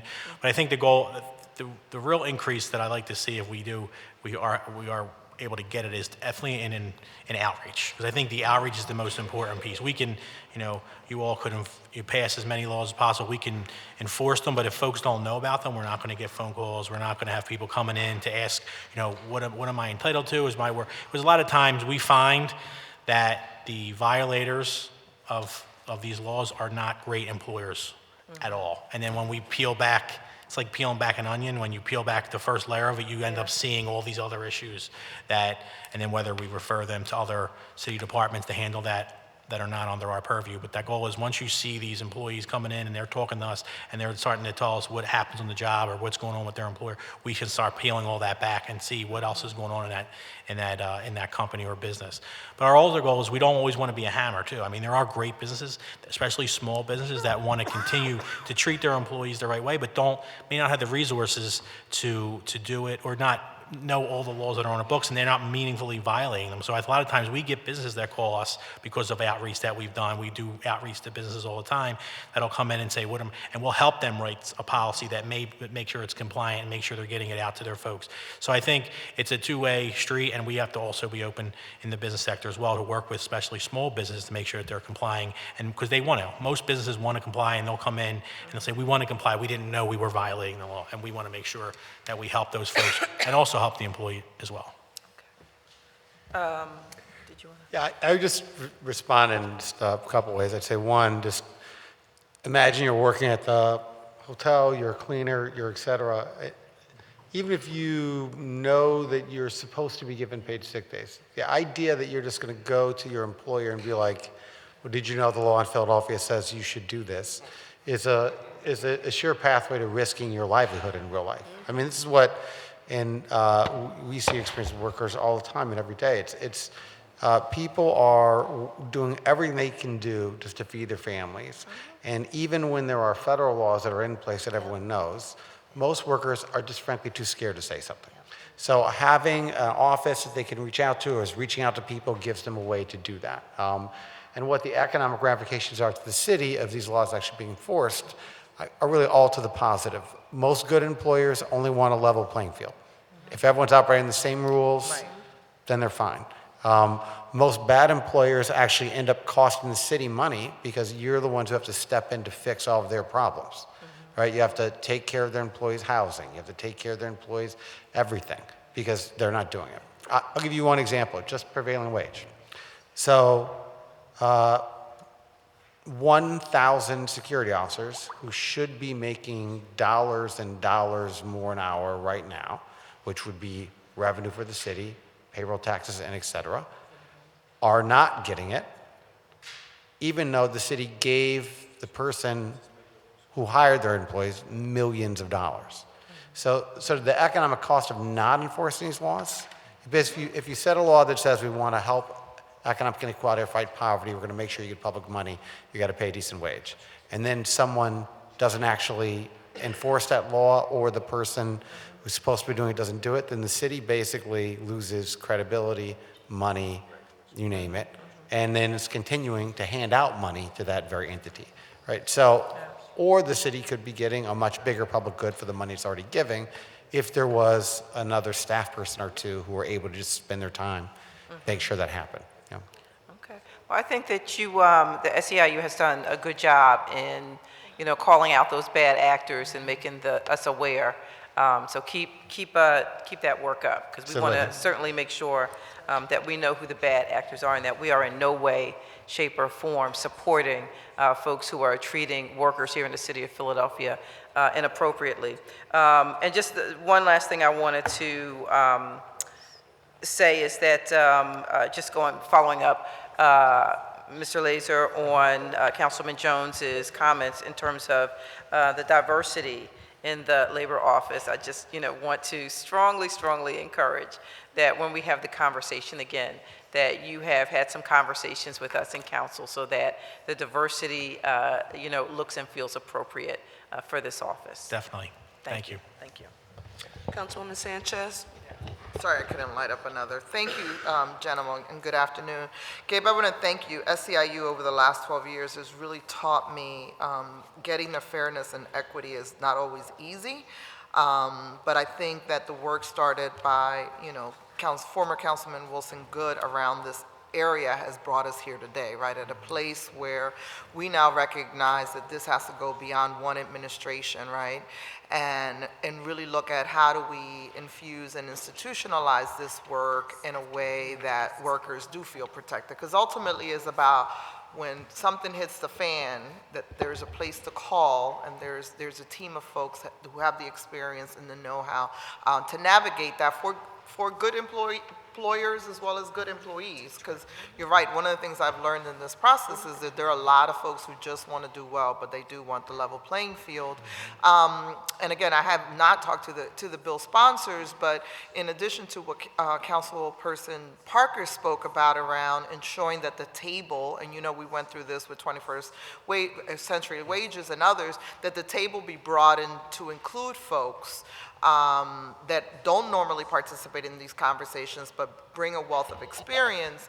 And in that, I really do want to ask that a role for council be in there. We don't know who the next mayor is going to be, but we know that the last mayor wasn't always with us when we were navigating this. This mayor has come in with a willingness, obviously led by Deputy Mayor Laser and others, to figure out how to navigate this. But I would say to you that over the next decade, we're going to have even more challenges around this, right? You hear the narratives around whether it's the underground economy and other stuff, and my fear is those are buzzwords for excluding people who have been historically marginalized from certain sectors, right?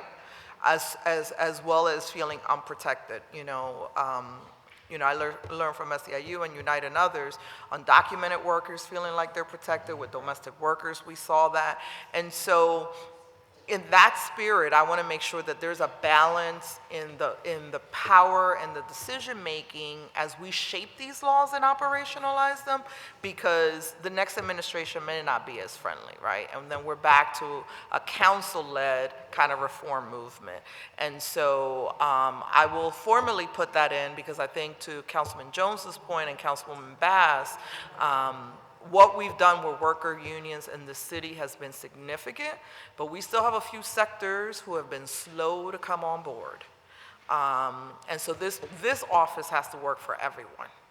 And in that spirit, there are some voices that are missing in that, and I definitely want to see more power from council or ability to appoint people on that board to balance it out. Because many times when you can't get the mayor, it lays on us, right? You know that, SEIU knows that.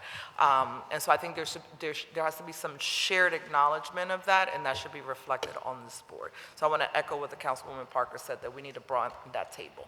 Thank you. Thank you very much. Sure. Councilwoman Gill? Yes, I just wanted to say again how much I'm grateful to the members of this committee, to our administration, but especially to Vice President Morgan and to Kat Payne. It is a different world for us when we're here in City Council. We don't get to hear enough about what happens when we pass the laws. So it is amazing when this gallery fills up and people come out and we cheer it on. But honestly, the hard work and listening to you tell us what it's like to wait 15 months for Fair Work Week to go into effect, to know that there are employers who won't enforce it until that date starts. And if they don't feel like it's going to be enforced on that date, maybe it doesn't. Mr. Morgan, I think the tremendous work that you've done to show us how much it takes to get prevailing wage with city represented, you know, with unions at sites that receive city subsidies, to get just cause for our parking workers. You have had to hold rallies, you've had to get the mayor directly involved, and maybe then can we show it.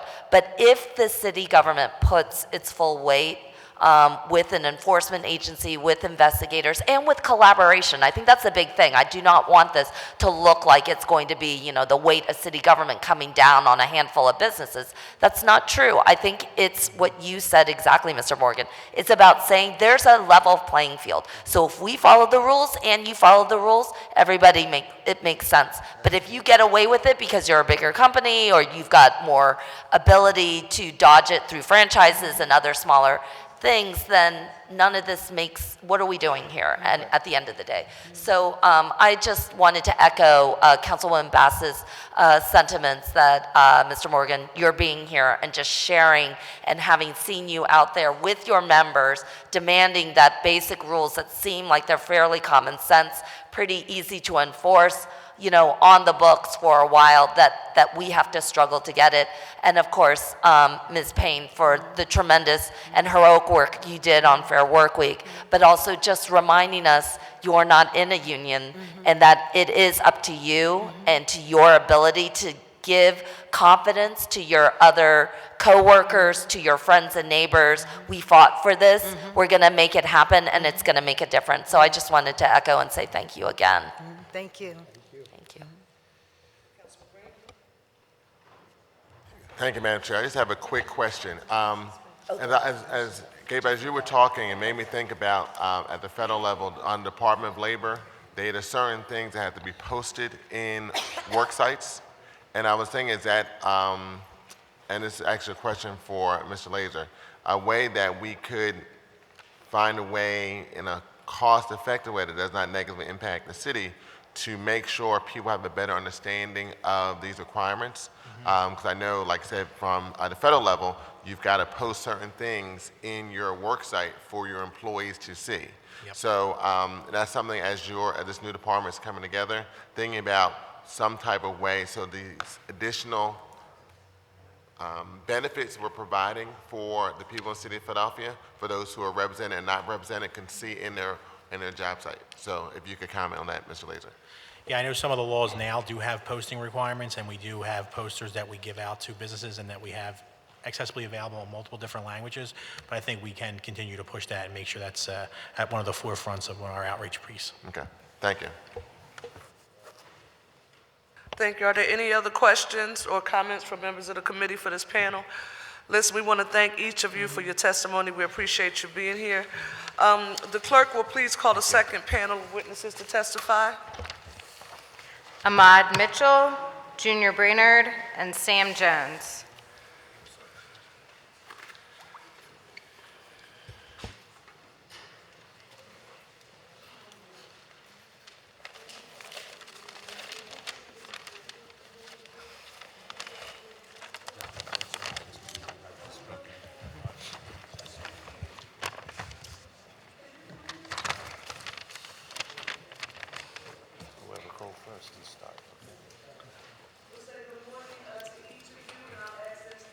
State your name for the record.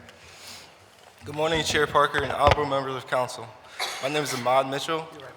I'm here representing One Pennsylvania and the Coalition to Respect Every Worker. I'm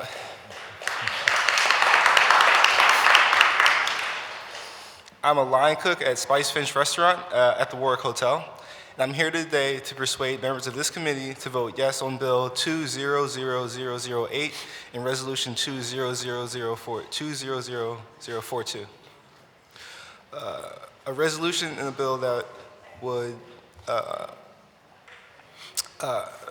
institute an independent labor office and support workers in Philadelphia.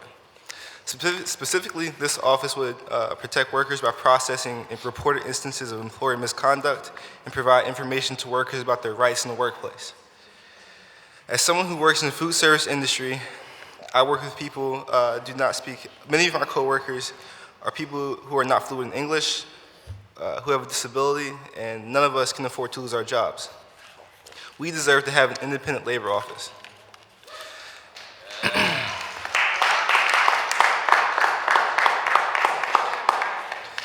Based on a study conducted by the Scheller Center for Social Justice in 2015, the Philadelphia metro area had 120,000 minimum wage violations, 100,000 overtime violations, and 83,000 off-the-clock violations.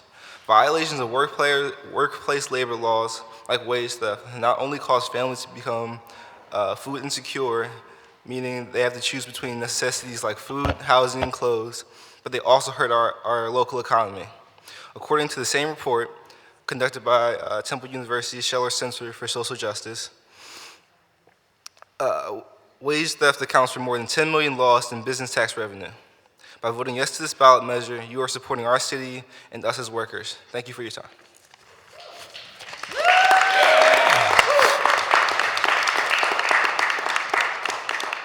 Good morning. My name is Samuel Jones, and I'm the director of the Restaurant Opportunity Center of Pennsylvania, better known as Rock, Pennsylvania.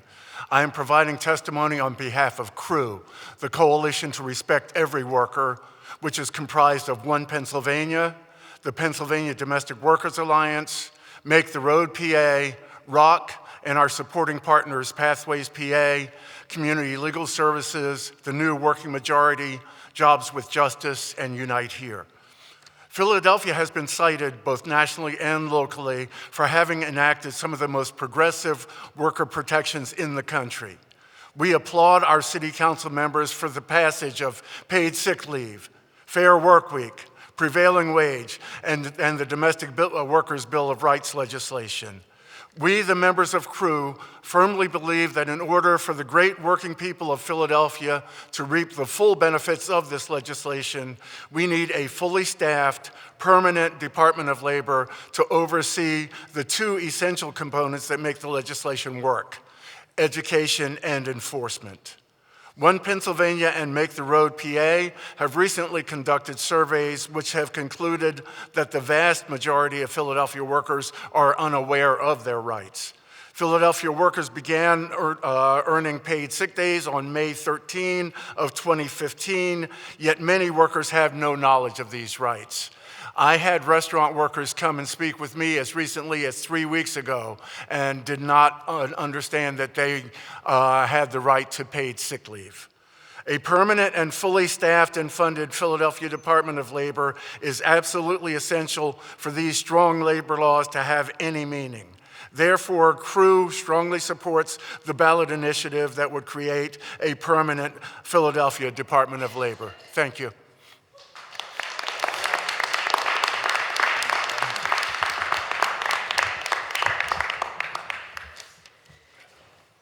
Good morning. My name is Junior Brainerd, and I'm co-president of the Faculty and Staff Federation at Community College of Philadelphia. In my role as a union officer at CCP, I'm here in support of the establishment of a Department of Labor and a Board Labor Standards in the city of Philadelphia. We're glad to see support for this initiative from council members Gim and Heenan, as well as Brooks, Johnson, and Bass, and the rest of the committee here today. We hope to see this new department on the ballot on April 28th, 2020. As a union representing 1,200 workers in the city's only community college, we know the importance of organized labor. And when we collectively bargain for our working conditions, we're also bargaining for our students' learning conditions. Our student body is predominantly students of color, including immigrants, first-generation college students, older adults returning to school for a new career, and veterans. These are the students and future workers who benefit from the hard-fought contract provisions that include class size caps, staffing ratios, as well as counselors, advisors, librarians, and learning lab faculty. A Department of Labor that recognizes the importance of workers, our contributions to our city's public institutions, and to the overall economy of this city is critical. A Department of Labor is one step towards building an economy centered on the needs of working people in Philadelphia, where one job is enough. At CCP, adjunct faculty often piece together a living teaching at multiple schools each semester, while most of our staff regularly work weekend and evening jobs to supplement their full-time employment at CCP. And too many full-time faculty take on extra work because of the burden of student debt and the rising cost of living in Philadelphia. Our students, many of whom are a part of the most vulnerable class of laborers in the city and who also benefit directly from Fair Work Week, also deserve to graduate and move into a career where they can support their families.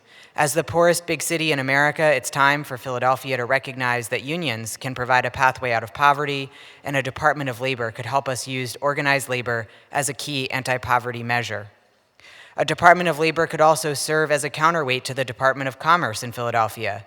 At CCP, we need a board of trustees that reflects such a balance, that represents the needs of students and workers, not just employers. Recognizing workers as central to governance through processes like co-determination, in which workers vote for a portion of all board seats, would help everyday Philadelphians, and a Department of Labor could lead these kinds of conversations.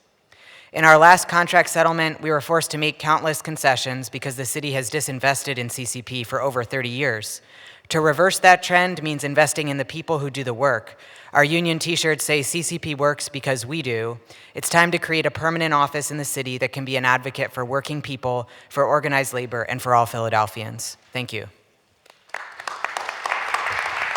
We thank each of you for your testimony. Councilwoman Gill? Yes, thank you, Madam Chair. I just want to say thank you again to the three of you who've been incredible partners, to the groups that you've brought and members that you've brought here with you, and just sharing how important this work is. And I think, Mr. Brainerd, you also brought up one of the important issues, which is that the Labor Office does need to help a little bit with policy. We need more heads on how we're going to be advancing and strengthening policy, and I think that because they will be closer to workers, hearing exactly what's happening, especially around wage theft, paid sick, to recognize that these laws have been on the books for years, but that workers may not know, may not understand, but more, as we heard earlier, may also be afraid to raise them if they're not sure that the office is going to be the ones bringing the bringing the energy and heat around making sure that those laws are enforced. But I think you've pointed out other areas that we hope that the office will be able to uplift. But thank you very much for taking the time to be out here. We really appreciate it. Thank you also very much. Just as a matter of a personal privilege, I just wanted to note for the record that if you look at this panel, this is also very powerful intergenerational advocacy. And Councilman O'Neill, I'm not sure if somebody sitting at that table looks familiar to you. I know it's been a long time, and maybe it's because they were, an infant during this time. But the last name is Mitchell, but that's also a Clark. All right. Thank you all so very much for being here. Yeah, how about that? Thank you. Are there any other questions or comments from members of the committee for these witnesses? Okay, thank you so very much. Is there anyone else to testify on bill number 200008 and resolution 200042? Oh, so we have one coming, and I also just want to note for the record that we have written testimony from Nicole Kligerman, the Pennsylvania Director of the National Domestic Workers Alliance, and we will be submitting that to the stenographer so that it can be entered into the record. Sir, please state your name for the record. My name is Jihad Ali. I'm Chairwoman Parker. I wanted to come here today to give testimony on bill number 200008 and 200042. Listening to your all the things that you've all said, I agree with that. One of the things that brought me down here was when I looked at the panel and how it was the board and how it was going to be composed. And immediately when I saw that it was going to be two members of the building trades. Think about it, it's going to be the member of the building trades representing the employees of the building trades, and a member of the building trades representing the union employers of the building trade. And I thought that was interesting. I think that for the things that you said, Chairwoman, I think that should be, I think you have the power now. I think you should cross those two names out and put District 33 and 47, and then you can work on the other things going forward to get SCIU and IPA, because District 37 and 47, they both comprise of building trades in their departments, and they comprise all the other fields in their departments. So I think that would be good, but I think, you know, it's serious business, what you're about to do. And I support everything that you've all said, but there is two cities in Philadelphia. There's the city of the union and the non-union. And if you look at the diversity of all these people that came down here, at one time, Councilwoman Sanchez, you had a meeting and you called the building trades. And when we looked in the panel, they were all white. When you come down here, you see the diversity of the city of Philadelphia. You look up there, we see the diversity of the city of Philadelphia. We'll never change it unless you take the stand now. So you're on the right path. You just got to look them in the eye and know that they say different things. Now, I had some comments to talk about the current Department of Labor, but in fairness to Mr. Laser, he asked me to, he would meet with me, so I'll table that. But I wanted to mention that now to you, so in case public testimony comes, I want to be able to say, I don't want to be questioned why I didn't say it then. Another thing, I'm a member of the Carpenters Union, so I need to afford myself the rights under the Department of Labor that if I come down here and in opposition to my union, I'm protected by the Department of Labor. And I'm down here to voice some concerns I have about the Carpenters Union. So that's all my testimony for today. I'll get back to your public testimony. Thank you, Mr. Ali, for your testimony. Let me just also note for the record and for your information that we have been in communication with the administration. Mr. Laser, we talked this morning. We are working on an amendment that would just further expand it so that we can, you know, add some other workers and leaders to that table. The administration was ready, willing, and able immediately and interested in working with us and getting that amendment drawn up. We just didn't want to scramble to try to get it all done today, but we will have the amendment ready, and it will get passed, and we will expand it. We won't attempt to exclude anybody, but we will be working to just expand what it looks like. But thank you very much for your testimony, Councilwoman Gim. Yeah, I just wanted to clarify again as well that we want to be thoughtful about not naming organizations and specific organizations. We want to expand the category of who gets to be represented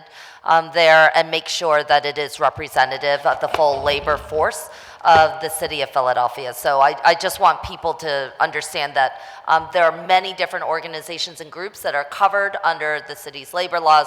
We don't want to get involved in a back and forth about specifically naming different groups. I think what we're going to be working with is ensuring that labor organizations much more broadly are represented, and if there are specific area categories that are particularly covered, then we'll be more broad about what they can be. Well, I think that's a great point, because the administration was the one that put the building trades in there. And building trades is just what it says. It's union, building trades, and union employees. So they weren't inclusive of the rest of the city. I think that's a great point. Yep, and we heard that, and we'll make those changes. Thank you. Again, Mr. Ali, let me just thank you again for your testimony, and just want a note for the record. Eagle eyes, as my grandmother would say, they are really good to have.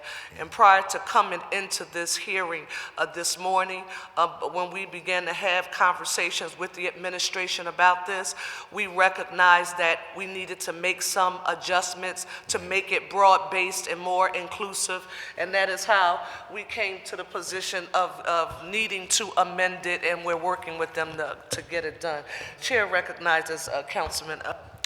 Thank you very much. Chairwoman, I appreciate your consistency in raising the issues of discrimination against qualified workers of the city of Philadelphia. You have been here on a number of occasions, certainly different hearings.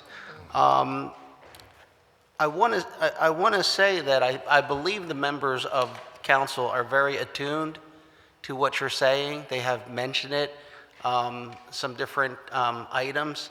I myself mention the bill 170726, the Equal Opportunity Plan Enforcement Bill, that specifically if on city-funded construction sites, there is discrimination, that anyone can come to council to complain if they are not getting action from the city for us to suspend payment to that entire construction site.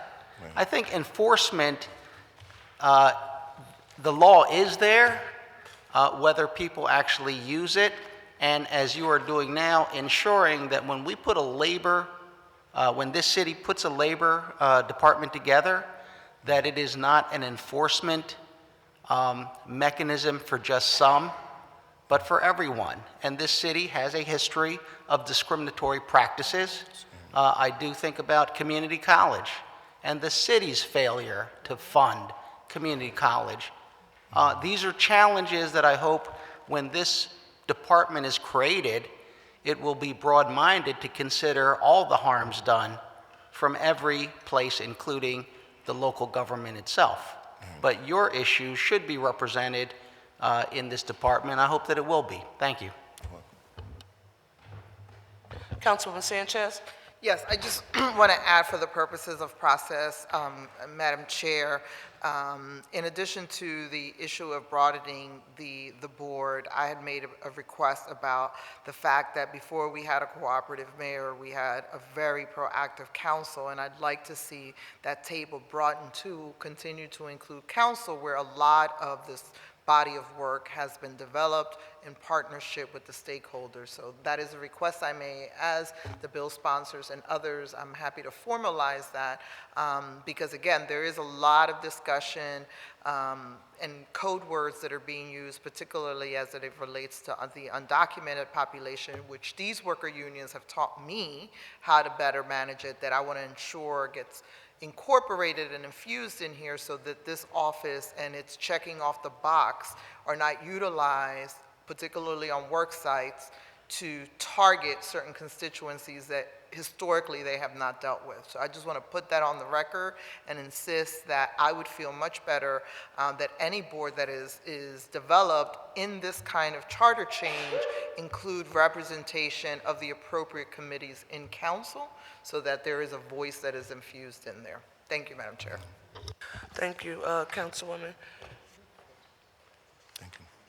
Are there any other comments or questions from members of the committee?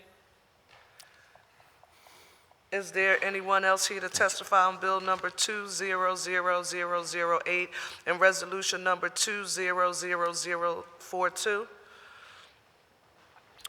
There being no one to testify on the bills and resolutions before this committee, this concludes the public hearing. We will now go into a public meeting to consider the action to be taken on the legislation heard today. The chair wants to recognize Councilmember Green for a motion on the amendment to bill number 200015. Thank you, Madam. Thank you, Madam Chair. I offer amendment to bill number 200015, a copy of which has been circulated to all members of this committee. I move that the amendment to bill number 200015 be approved. It's been moved and properly seconded that the amendment to bill number 200015 be approved. All those in favor of the motion will signify by saying aye. Aye. Those opposed, the ayes have it, and the motion carries, and the amendment to bill number 200015 has been approved.